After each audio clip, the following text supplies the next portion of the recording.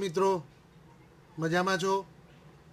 ચલો ત્યારે ફરીથી આપણે પાછા એકાઉન્ટન્સીમાં ચેપ્ટર 5 ભણવા માટે ભેગા થયા છીએ. આપણે અગાઉ આ પ્રકરણ 5 જે ભાગીદારનો પ્રવેશ છે તેમાં ટૂંકા દાખલાઓ, આમનોંધના અને એક મોટો દાખલો ગણવાનો પ્રયત્ન કરેલો. મને ખ્યાલ છે કે તમને બધાને સમજ પડી જ ગઈ હશે અને એ જ પ્રવૃત્તિને આગળ આપણે વધારવાની છે. આજે આપણે ધોરણ 12 નામાના મૂળ તત્વોમાં પ્રકરણ 5 ભાગીદારના પ્રવેશમાં તમારા સ્વાધ્યાયનો દાખલા નંબર 9 તૈયાર કરવા માટેનો પ્રયત્ન કરીએ છીએ. મિત્રો, દાખલા નંબર 9ને આપણે ગણતા પહેલાં હું તમારી સામે એની રકમ મૂકું છું. તમારે તે ધ્યાનમાં લેવાની છે અને શું પ્રવૃત્તિ કરવાની છે હું તમને જણાવું છું. અહીંયા લખ્યું છે આસ્થા અને આહના એક પેઢીના ભાગીદારો છે. તારીખ 31/3/17ના રોજ તેમની પેઢીનું પાકું સરવૈયું નીચે પ્રમાણે આપેલું છે. મિત્રો, અહીંયા તમને રકમ બતાવવા માટેનો આશય એટલા માટે છે કે દાખલામાં શું કરવાનું થાય તે તમને ખ્યાલ આવે. તમે જોઈ શકો છો કે આ દાખલામાં આસ્થા અને આહનાની મૂડી આપેલી છે અને ધંધાકીય એકમમાં બચત તરીકે ઊભા કરેલા જુદા જુદા ભંડોળ આપેલા છે અને બીજું અવાસ્તવિક મિલકતો પણ આપેલી છે. સૌથી પહેલી પ્રવૃત્તિ, તમારે જે હવાલા આપ્યા છે તેને ટીક કરવાના રહેશે. સૌથી પહેલો હવાલો છે સોનું મૂડી તરીકે 80,000 અને તેના ભાગની પાઘડીમાંથી 7200 રૂપિયા રોકડા લાવશે.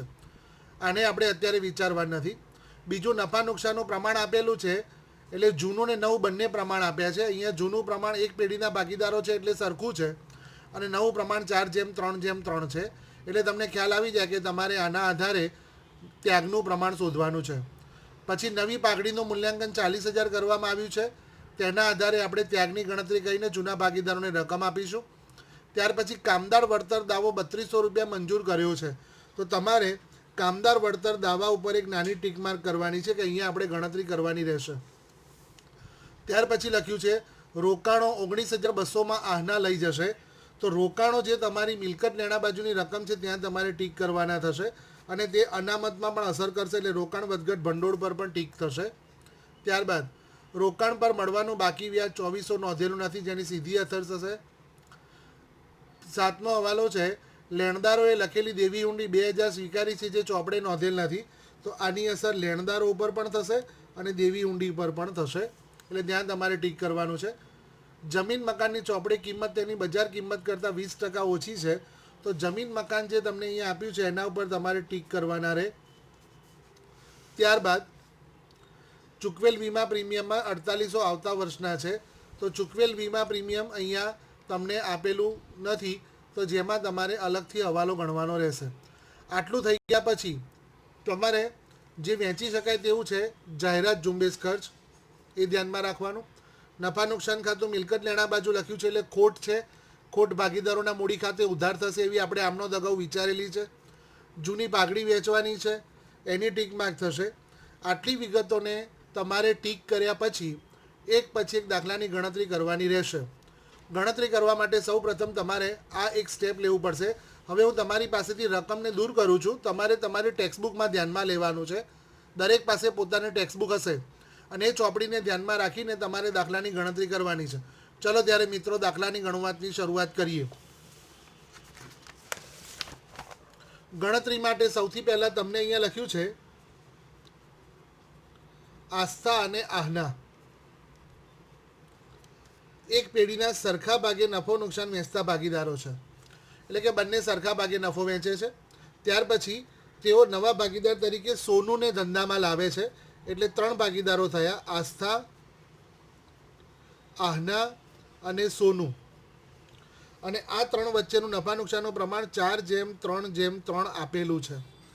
4:3:3 એટલે 4 દશાંશ 3 દશાંશ અને 3 દશાંશ. આ થશે 1/2 અને 1/2. જ્યારે નવું અને જૂનું બંને પ્રમાણ આપેલા હોય ત્યારે તમારે ત્યાગનું પ્રમાણ શોધવું પડે. એટલે ત્યાગ પ્રમાણ બરાબર સૂત્ર બને છે જૂનું પ્રમાણ માઇનસ નવું પ્રમાણ. એટલે કે ભાગીદારોનું જૂનું પ્રમાણ માઇનસ ભાગીદારનું નવું પ્રમાણ. હવે પહેલી ગણતરી આપણે આસ્થાની કરીએ. તો આસ્થાનું જૂનું પ્રમાણ 1/2 છે અને નવું પ્રમાણ 4 દશાંશ છે. એટલે કે 1/2માંથી 4 દશાંશ તમારે બાદ કરવાના છે. સામાન્ય રીતે લસા લેવો પડે લસા તમે જોઈ શકો છો કે 5 વડે ગુણવાથી 10 થઈ શકે એમ છે. એટલે અહીંયા 5 વડે આપણે ગુણીએ તો 5 10 માઇનસ 4 10, એટલે કે આસ્થાનો ત્યાગ આવ્યો 1 10. આ આસ્થાએ કરેલો ત્યાગ છે. ત્યાર પછી આપણે આહનાની વાત કરીએ તો આહનાનું જૂનું પ્રમાણ 1/2 છે, નવું પ્રમાણ 3 છે. ફરીથી પાછા 10 લાવવા માટે 5 વડે ગુણવા પડે, એટલે 5 વડે આપણે ગુણીએ એટલે રકમ આવે 5 10 માઇનસ 3 10, એટલે એનો ત્યાગ આવશે 2 10. આપણે એના પરથી નક્કી કરી શકીએ છીએ કે ત્યાગનું પ્રમાણ 1/2 છે. 1/2 ત્યાગનું પ્રમાણ છે. અને તે પ્રમાણે નવો ભાગીદાર જેટલા રૂપિયા પાઘડી લાવશે તે પાઘડીની રકમ તમારે વહેંચવાની છે. અહીંયા લખ્યું છે નવી પાઘડીનું મૂલ્યાંકન રૂપિયા 40,000થી કરવામાં આવ્યું.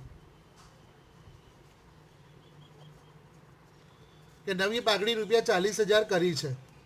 હવે જે નવો ભાગીદાર સોનું છે તે સોનુએ લાવવાની પાઘડીની રકમ આપણે શોધવી પડે. 40,000 રૂપિયા પાઘડી છે, એમાં સોનુનો ભાગ 3 છે. અહીંયા તમે જોઈ શકો છો કે સોનુનો ભાગ 3 છે, તો 3 ભાગે તેણે 12,000 રૂપિયા લાવવા પડે. પરંતુ દાખલામાં એવું લખ્યું છે કે તે 7200 રૂપિયા જ રોકડા લાવે છે. તો એમાંથી આપણે 7200 રૂપિયા બાદ કરીએ તો બાકીના 4800 સોનું ખાતે ઉધાર થશે.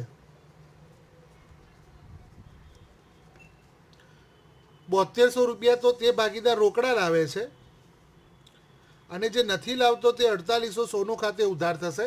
અને આ 7200 રૂપિયા બે ભાગીદારો વચ્ચે, આસ્થા અને આહના વચ્ચે તમારે 1/2 પ્રમાણમાં ઉધાર કરવાના રહેશે. એટલે હવે આપણે આની જો આમનોંધ લખીએ તો પહેલી આમનોંધ જે 7200 રૂપિયા લાવે છે તેની થશે રોકડ ખાતે ઉધાર 7,200 તે પાઘડીના પ્રીમિયમ ખાતે 7,200, એટલે કે 7,200 રોકડા પાઘડીના લાવ્યા. હવે આ પાઘડીની રકમ જૂના ભાગીદારોને તેમના ત્યાગના પ્રમાણમાં આપવાની છે. એટલે અહીંયા લખાશે પાઘડીના પ્રીમિયમ ખાતે ઉધાર 7,200 તે આસ્થાના મૂડી ખાતે તે આહનાના મૂડી ખાતે. પ્રમાણ 1/2 રહેશે. તો 1/2 પ્રમાણમાં આપણે 7200 રૂપિયા વેચીએ તો આસ્થાના ભાગે 2400 આવશે અને આહનાના ભાગે 4800 આવશે. એટલે કે 2400 ને 4800 રૂપિયા તમારે પાઘડીની રકમ જે રોકડા લાવ્યો છે તે ભાગીદારો વચ્ચે વહેંચાશે. પરંતુ મિત્રો, જે 4800 રૂપિયા નથી લાવ્યો તે તમારે સોનું ખાતે ઉધાર કરવાના અને આસ્થા અને આહના ખાતે તમારે જમા કરવાના છે. એટલે એની ત્રીજી નોંધ અહીંયા તમારે બનાવવાની થશે. સોનુના મૂડી ખાતે ઉધાર 4800 તે આસ્થાના મૂડી ખાતે તે આહનાના મૂડી ખાતે. 4800 ને આપણે 1/2 પ્રમાણમાં વેચીએ તો 1600 અને 3200 રૂપિયા આવશે. આ તમારી આમનોંધની ગણતરી થઈ અને આની અસર તમારે જુદા જુદા ખાતાઓમાં આપવાની રહેશે. હવે બીજો એક મુદ્દો અહીંયા એવું લખેલો છે કે જમીન મકાનની ચોપડે કિંમત તેની બજાર કિંમત કરતાં 20% ઓછી છે. તો એની એક ગણતરી તમારે કરવાની રહે. જમીન મકાન 20% ઓછા છે તો તમારે એવું લખવું પડે, ધારો કે બજાર કિંમત 100 છે. ધારો કે ચોપડે બજાર કિંમત 100 છે. અહીંયા એવું લખ્યું છે કે ચોપડે કિંમત તેની બજાર કિંમત કરતાં 20% ઓછી છે. એટલે બજારમાં કિંમત ધારો કે 100 છે તો ચોપડે કિંમત 20% એટલે 20 રૂપિયા ઓછા છે, એટલે કે 80 રૂપિયા છે. તો હવે આપણે એક પદ મૂકીએ કે જો જમીન મકાનની કિંમત 40,000 આપેલી છે તો તમારે આવું પદ મુકાશે કે અત્યારે 80 હોય તો તેની કિંમત આપણને 40,000 આપેલી છે. બરાબર ધ્યાન રાખજો, 80 રૂપિયા હોય તો આપણા ચોપડે તેની કિંમત 40,000 છે, તો બજારમાં 100 કેટલા હશે? એટલે કે તમારી રકમ આવે 50,000 રૂપિયા. એનો મતલબ કે 40,000 રૂપિયા એ ચોપડે કિંમત છે અને 50,000 રૂપિયા એ બજાર કિંમત છે. એટલે કે 10,000 રૂપિયા વધારો થાય છે. આ સ્ટેપ હું તમને ફરીથી સમજાવું છું. તમને એવું લખેલું છે કે જમીન મકાનની ચોપડે કિંમત એટલે કે આપણા ત્યાં જે ચોપડે કિંમત છે તે બજારની કિંમત કરતાં 20% ઓછી છે. તો આપણે ધારણા કરવાની છે બજાર કિંમતની. તો હું અહીંયા ધારણા કરું છું. ધારો કે બજારમાં કિંમત 100 છે, તો આપણી ચોપડે કિંમત 20% પ્રમાણે 20 રૂપિયા ઓછા છે, એટલે કે 80 રૂપિયા છે. તો ચોપડે કિંમત તમને 40,000 આપેલી છે, તો આપણે એક પદ મૂકીએ કે અત્યારે જો 80 હોય તો તેની આપણા ચોપડે કિંમત 40,000 છે, તો 100 એ કેટલા? તો 50,000 રૂપિયા તેની બજાર કિંમત આવે. એટલે કે 40,000ના બજારમાં 50,000 રૂપિયા છે, એટલે કે 10,000 રૂપિયા વધારો થયો છે. આ સમજણ તમને આ ગણતરી પરથી ખબર પડે છે. આટલી ગણતરી કર્યા પછી તમારે એક પછી એક મુદ્દાઓને સમજવા માટે દાખલો ગણવાનો રહેશે. આ દાખલાને ગણવા માટે તમારે 4 ખાતા બનાવવા પડે. મેં અગાઉથી ખાના પાડીને રાખેલા છે, હું તમને સમજાવું છું. પહેલું તમારે પુનઃમૂલ્યાંકન ખાતું બનાવવાનું છે, ત્યાર પછી રોકડ ખાતું બનાવવાનું છે, ત્યાર પછી 3 ભાગીદારોને સમાવતું મૂડી ખાતું બનાવવાનું છે. આમાં 2 ભાગીદારો હતા અને ત્રીજો ભાગીદાર પ્રવેશ થાય છે તે લખવાનું, અને નવું પાકું સરવૈયું તમારે બનાવવાનું છે. એટલે આ પ્રમાણે તમારું નવું પાકું સરવૈયું બનશે. આમ 3 ખાતા અને એક સરવૈયું, આમ 4 વિગતો બનાવવાની રહે. હવે મિત્રો શરૂઆત કેવી રીતે કરવી ખૂબ ધ્યાન રાખજો. દરેક દાખલામાં આ પ્રક્રિયા તમારે સરખી જ ગણવાની રહેશે. સૌથી પહેલાં તમારે જે જૂનું પાકું સરવૈયું આપ્યું છે તેને ખાલી કરવાનું છે. એનો મતલબ તેમાંથી જેટલી પણ વિગતો જ્યાં ગોઠવી શકાતી હોય ત્યાં તમારે ગોઠવવાની રહેશે. જેમ કે અહીંયા સૌથી પહેલાં મૂડી લખેલી છે, તો મૂડી ખાતાની જમા બાજુ તમારે લખાશે બાકી આગળ લાવ્યા, એટલે કે તમારી શરૂની મૂડી. પહેલા ભાગીદારની 76,000 છે અને બીજા ભાગીદારની 48,400 છે. તો આ તમે મૂડી લખી નાખી. દરેક દાખલામાં આ જ પ્રક્રિયા કરવાની છે. પહેલાં જૂના પાકા સરવૈયામાંથી મૂડીની રકમ, પાકા સરવૈયાના મૂડીની રકમ તમારે મૂડી ખાતાની જમા બાજુ લખવાની. ત્યાર પછી કામદાર વળતર ભંડોળ, આપણને 4800 રૂપિયા કામદાર વળતર ભંડોળની રકમ આપેલી છે. હવાલો છે કે કામદાર વળતરનો દાવો 3200 રૂપિયા મંજૂર કર્યો છે. મિત્રો આની સમજ એવી તમારે કરવી પડે કે તમારી પાસે 4800 રૂપિયા બચત છે કામદારોને આપવા માટે, તેમાંથી 3200 રૂપિયા તમે કોઈકને આપવાનું સ્વીકાર્યું છે. એનો મતલબ કે 4800માંથી 3200 રૂપિયા બાદ કરીએ તો 1600 રૂપિયા જે વધ્યા તે જૂના ભાગીદારો વચ્ચે વહેંચવાના છે. તો આની ગણતરી આ પ્રમાણે થશે. સૌથી પહેલાં પાકા સરવૈયામાં તમારે દેવું લખાશે સ્વીકારેલ કામદાર વળતર દાવો 3200 રૂપિયા. આ તમે દેવું કર્યું કારણ કે તમારા માટે તે જવાબદારી છે. આપણે મથાળું લખીએ જવાબદારી રકમ મિલકતો રકમ, એટલે કે તમે 3200 રૂપિયા તમે દેવું સ્વીકાર્યું.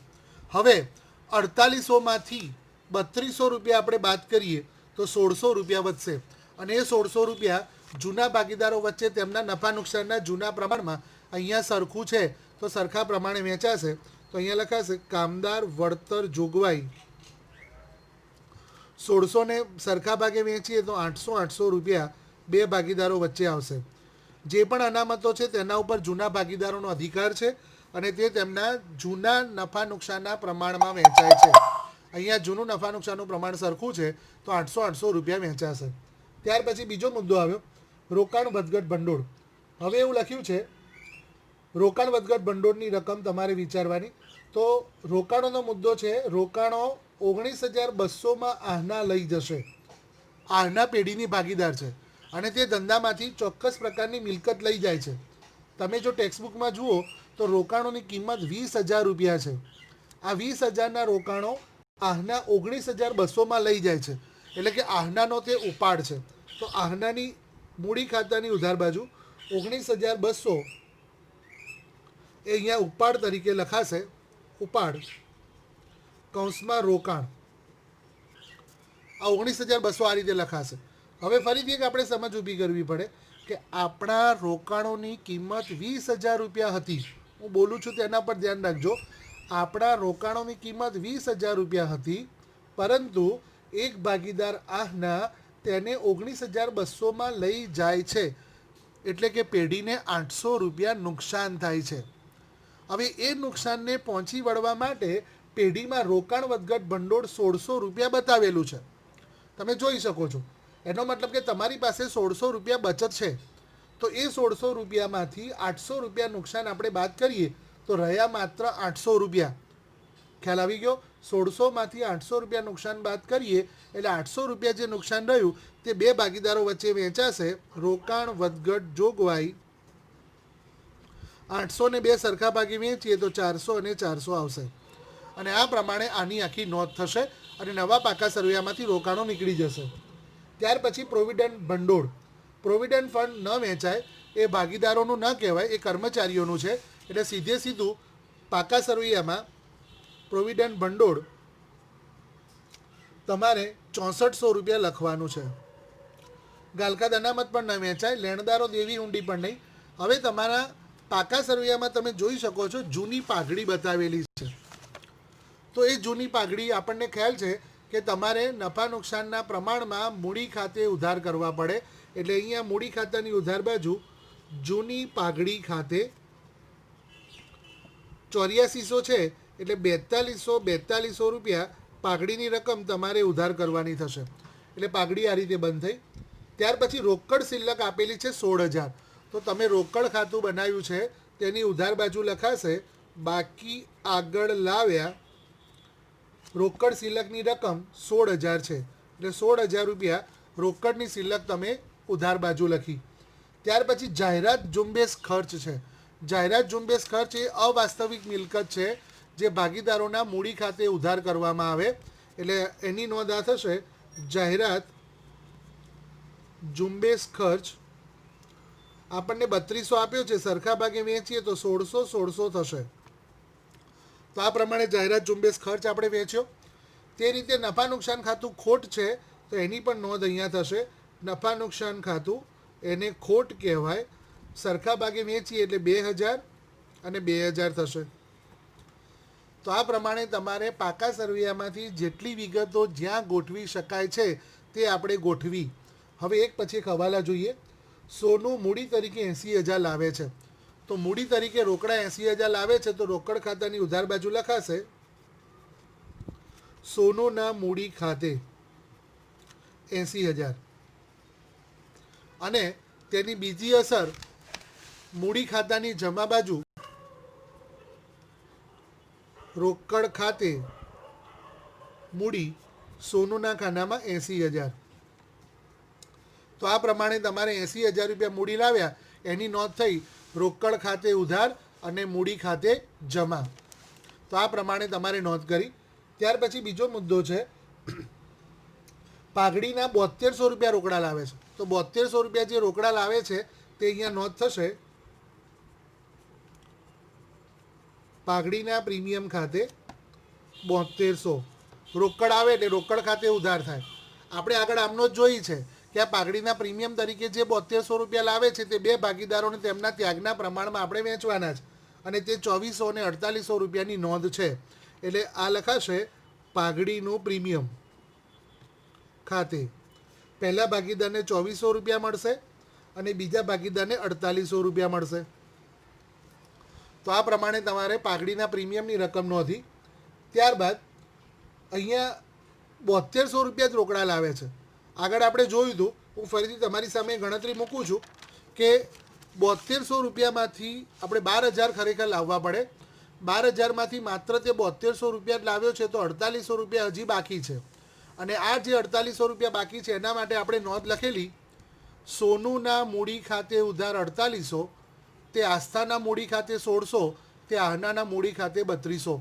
એટલે કે 4800 રૂપિયા સોનુમાં ઉધાર કરવાના, આસ્થા અને આહનામાં તે રકમ જમા કરવાની. તો એની હિસાબી અસર આપણે આ રીતે આપવાની થશે. 1600 અને 3200 લખાશે. 1600 રૂપિયા આસ્થામાં લખાશે એટલે લખાશે આસ્થાના મૂડી ખાતે, મૂડી ખાતાની ઉધાર બાજુ સોનુના ખાનામાં 1600. ત્યાર પછી લખાશે આહનાના મૂડી ખાતે 3200. તો આ પ્રમાણે 1600 ને 3200 સોનુમાં ઉધાર થયા અને આસ્થા અને આહનામાં તે રકમ તમારે જમા કરવાની છે. એટલે એની નોંધ આવશે સોનુના મૂડી ખાતે પહેલા ભાગીદારમાં 1600 એટલે આસ્થામાં 1600 અને આહનામાં 3200. આ પ્રમાણે આપણે પાઘડીની જે નતી રકમ લાવ્યા તે રકમની નોંધ કરી. ત્યાર પછી નફા નુકસાનનું પ્રમાણ આપણે આપ્યું છે. પાઘડીનું મૂલ્યાંકન 40,000 રૂપિયા કરવામાં આવ્યું, તેના પરથી આપણે આ પાઘડીની ગણતરી કરી દીધી. કામદાર વળતરનો દાવો 3200 મંજૂર થયો, એની પણ આપણે નોંધ આપી દીધી. રોકાણ 19,200માં આહના લઈ જશે, તે પણ નોંધ થઈ ગઈ. રોકાણ પર મળવાનું બાકી વ્યાજ 2400 નોંધેલું નથી. આપણને હજી રોકાણ પર વ્યાજ મળવાનું બાકી છે, તો આપણા માટે તે આવક કહેવાય. એટલે એની નોંધ આવશે મળવાનું બાકી રોકાણ વ્યાજ 2400. અને આ 2400 હજી મળવાનું બાકી છે એટલે આપણા માટે લેણું છે. તો પાકા સરવૈયામાં મિલકત લેણા બાજુ મળવાનું બાકી રોકાણ વ્યાજ 2400 લખાશે. એટલે દરેક હવાલાની બે અસર થાય તે સમજીને, એક તો આવક છે તે સમજીને મળવાનું બાકી પુનઃ મૂલ્યાંકનમાં જમા અને મિલકત લેણા બાજુ મળવાનું બાકી રોકાણ વ્યાજ 2400. ત્યાર પછી લેણદારોએ લખેલી દેવી હુંડી 2000 સ્વીકારી છે જે ચોપડે નોંધેલી નથી. એટલે કે લેણદારોએ આપણને દેવી હુંડી આપી દીધી, તો આનો અર્થ એવો થાય કે લેણદારોની રકમ ઘટશે ને દેવાદારોની રકમ વધશે. તો તમારે આ ગણતરી આ રીતે કરવાની છે. લેણદારો તમારા ધંધાકીય એકમમાં 12,000 રૂપિયા છે, એમાંથી માઇનસ સ્વીકારેલ દેવી હુંડી 2000 એટલે રકમ થશે 10,000. અને દેવી હુંડી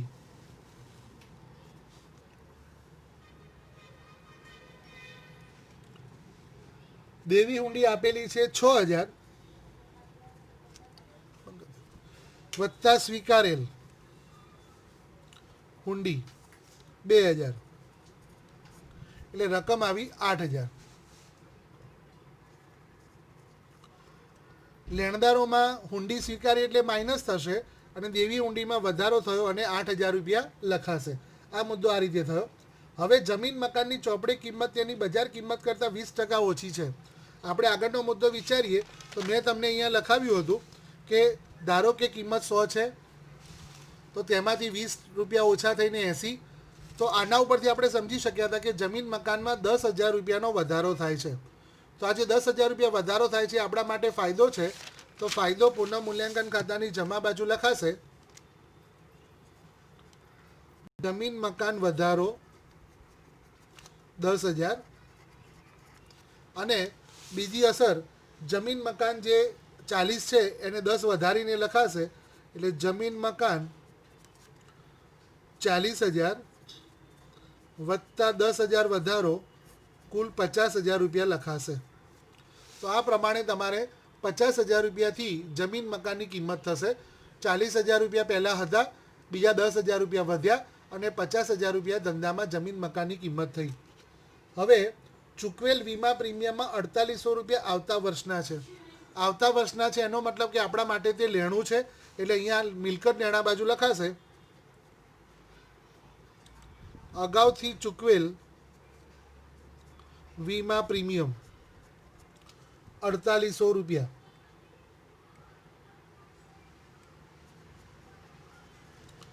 અને અગાઉથી ચૂકવેલ વીમા પ્રીમિયમ આપણે પાછું લેવાનું થશે એટલે તે આપણી આવક કહેવાય. અગાઉથી ચૂકવેલ વીમા પ્રીમિયમ 4800 રૂપિયા. આ પ્રમાણે સમગ્ર વિગતોને આપણે નોંધ કરી અને હવે તમારે ગણતરી કરવાની રહેશે. પહેલાં પુનઃ મૂલ્યાંકન ખાતું બંધ કરવાનું છે. તો પુનઃ મૂલ્યાંકન ખાતું બંધ કરવા માટે તમારી પાસે અહીંયા 3 વિગતો છે. રોકાણ પર મળવાનું બાકી વ્યાજ 2400, જમીન મકાનનો વધારો 10,000 અને અગાઉથી ચૂકવેલ વીમા પ્રીમિયમ 4800. એટલે કે આ સરવાળો થશે તમારો 17,200. આ 17,200 તમારે ઉધાર બાજુ મૂકવાના છે અને તફાવત તમારો 17,200 આવશે.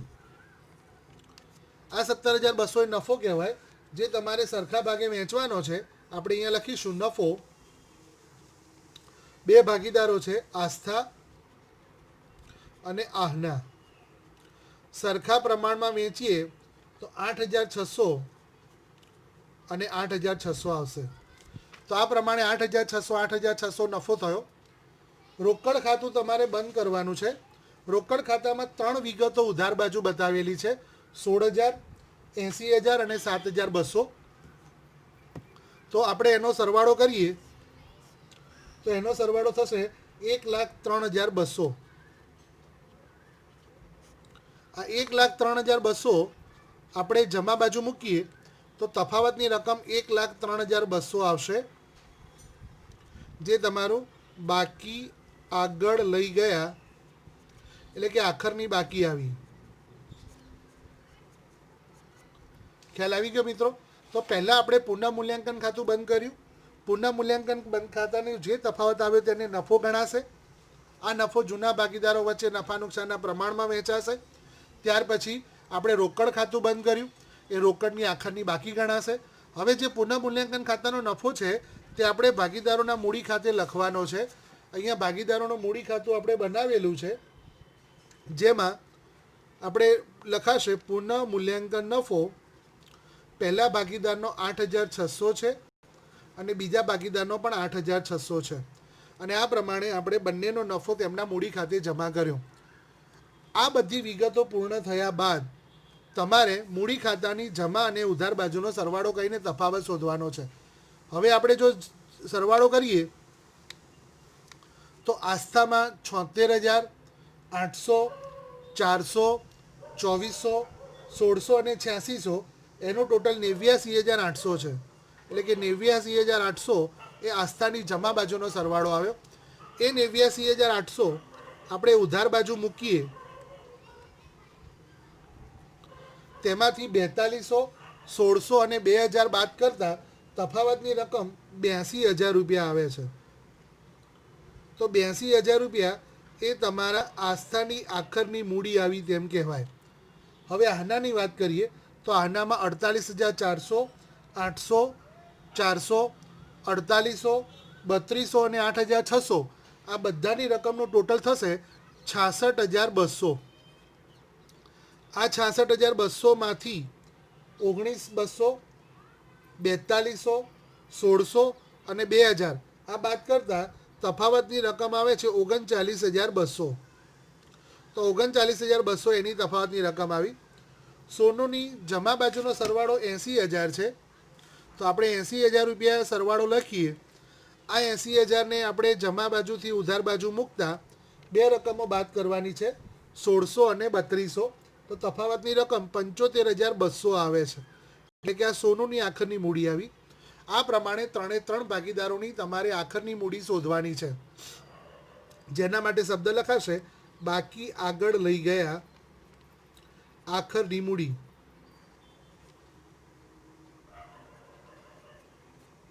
અને આ આખરની મૂડી તમારે પાકા સરવૈયામાં લખવાની છે. પાકા સરવૈયામાં 2 વિગતો લખવાની છે. એક તમારી રોકડની બાકી 1,03,200 છે તે, જે અહીંયા હું લખું છું. પાકા સરવૈયામાં મિલકત લેણા બાજુ રોકડ શિલ્લક 1,03,200 અને મૂડી પાકા સરવૈયામાં મૂડી દેવા બાજુ લખાશે. ભાગીદારોના નામ છે આસ્થા, આહના અને સોનુ. પહેલા ભાગીદારની મૂડી છે 82,000, બીજા ભાગીદારની રકમ છે 39,200, ત્રીજા ભાગીદારની રકમ છે 75,200. આ રકમે તમારી સામે જે તફાવત શોધ્યો છે તે તફાવતની રકમ અહીંયા મૂડી તરીકે લખી છે. આટલું થયા પછી નવા પાકા સરવૈયામાં જે પણ મિલકત અને દેવામાં કોઈ ફેરફાર ન થયો હોય તેની નોંધ તમારે લખવાની થશે. આપણે લેણદારોની રકમ લખાઈ ગઈ, કામદાર વળતર દાવો તમારો લખાઈ ગયો, લેણદારો લખાઈ ગયા, દેવી ઊંડી લખાઈ ગઈ, પ્રોવિડન્ટ ફંડ લખાઈ ગયું. એટલે કે મૂડી દેવા બાજુની બધી વિગતો લખાઈ ગઈ. જમીન મકાનમાં વધારો થઈને લખાઈ ગયા. રોકાણો તો ભાગીદાર લઈ ગયા છે. યંત્રોમાં કોઈ જ વધારો ઘટાડો થયો નથી. તો યંત્રો તમારા 32,000 છે તો 32,000ના યંત્રો લખાયા. ત્યાર પછી દેવાદારો.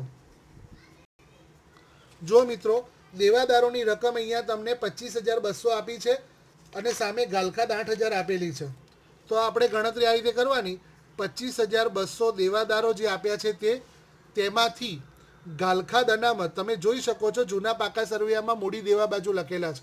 તો એ ગાલખાદ અનામત ના 8,000 રૂપિયા તમારે બાદ કરવાના છે. તો 25,200માંથી 8,000 રૂપિયા બાદ કરશો એટલે તમારી રકમ 17,200 આવશે. ત્યાર પછી સ્ટોક તમારે લખવાનો છે જે કોઈ પણ પ્રકારનો ફેરફાર થયો નથી. તો સ્ટોકના 14,400. ત્યાર પછી મળવાનું બાકી રોકાણ વ્યાજ આપણે લખ્યું, અગાઉથી ચૂકવેલ વીમા પ્રીમિયમ લખ્યું અને રોકડ શિલ્લક 1,03,200 લખી. આ પ્રમાણે સમગ્ર પાકા સરવૈયાની બધી વિગતો લખ્યા બાદ જવાબદારી અને મિલકતો બાજુનો તમારે સરવાળો કરવાનો છે. એ સરવાળો આ દાખલામાં 2,24,000 આવે છે.